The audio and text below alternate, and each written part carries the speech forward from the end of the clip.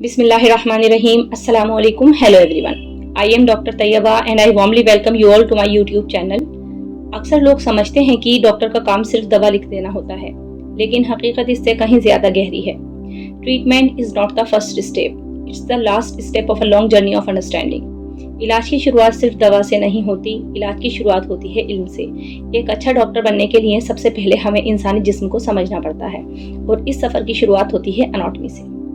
Anatomy यानी इंसानी जिस्म का वो नक्शा जिसमें हम सीखते हैं कौन सा ऑर्गन कहाँ मौजूद है, उसका स्ट्रक्चर कैसा है, नर्व्स कहाँ जाती हैं, ब्लड सप्लाई किस तरह होती है।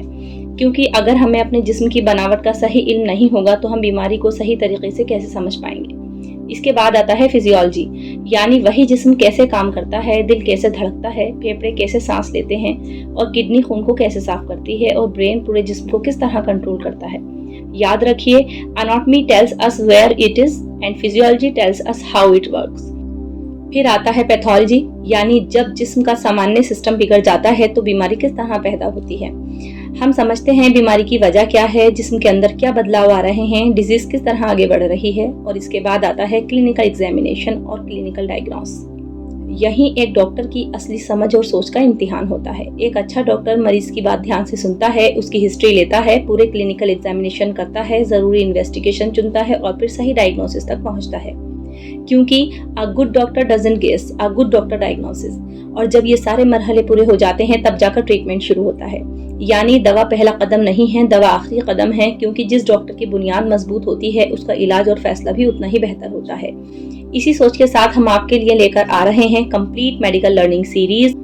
लेकिन हमारी टीचिंग स्टाइल थोड़ा अलग होगी। हम किसी भी बीमारी को सीधे ट्रीटमेंट से शुरू नहीं करेंगे, हम हर टॉपिक को उसी क्रम में समझेंगे जिस तरह एक अच्छे डॉक्टर को समझना चाहिए। सबसे पहले एनाटॉमी यानी स्ट्रक्चर को समझेंगे, फिर फिजियोलॉजी यानी फंक्शन को समझेंगे, उसके बाद पैथोलॉजी यानी बीमारी कैसे पैदा होती है इसे समझेंगे, उसके बाद clinical sign and symptom, clinical examination, diagnosis and required investigations और आखिर में ट्रीटमेंट अप्रोच।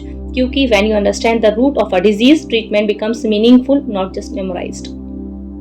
हमारा मकसद सिर्फ दवाइयों के नाम याद करवाना नहीं है, हमारा मकसद है कि आप हर बीमारी को उसकी जड़ से समझें। क्योंकि मजबूत इल्म मजबूत सोच पैदा करता है और मजबूत सोच ही बेहतर इलाज की बुनियाद बनती है। अगर आपकी एनाटॉमी मजबूत होगी तो फिजियोलॉजी आसान लगने लगेगी और फिजियोलॉजी समझ आएगी तो पैथोलॉजी समझना भी आसान होगा। पैथोलॉजी समझ आएगी तो क्लिनिकल डायग्नोसिस भी बेहतर होगा और जब डायग्नोसिस सही होगा तो ट्रीटमेंट सही दिशा में जाएगा। इस पूरी सीरीज में हम basic to advance concept based learning के साथ आगे बढ़ेंगे ताकि हर स्टूडेंट और हर हेल्थ केयर लर्नर एक मजबूत बुनियाद के साथ आगे बढ़ सके। और आखिर में बस इतना ही कहना चाहूंगी कि शिफा अल्लाह देता है, लेकिन सही इलाज तक पहुंचने का रास्ता सही इल्म से होकर गुजरता है। इस इल्मी सफर में हम साथ साथ सीखेंगे, समझेंगे, एक बेहतर हेल्थ केयर प्रोफेशनल बनने की तरफ आगे बढ़ेंगे।